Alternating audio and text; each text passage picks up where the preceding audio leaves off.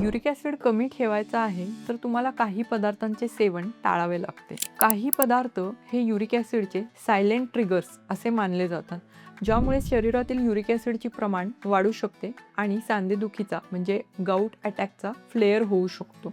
काही पदार्थ uric acid वाढवतात, जसे की बियर, रेड मीट, अवयवांचे मांस, बेकरी प्रॉडक्ट्स, जास्त प्रमाणातील डेअरी प्रॉडक्ट्स, अति प्रमाणात शुगर असलेले घटक, या सर्व पदार्थांमुळे शरीरातील युरिक ॲसिडची पातळी वाढू शकते. काही वेळा जास्त प्रमाणात डाळी, उसळी, पनीर, मशरूम, मासे किंवा दारू यांचे सेवन केल्यास गाऊटची समस्या वाढू शकते.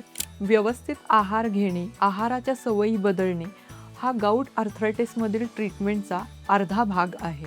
व्यवस्थित औषधे घेतल्यास आणि आहारावर नियंत्रण ठेवण्यास गाऊटचे दुखणे नक्कीच नियंत्रणात ठेवता येऊ शकते.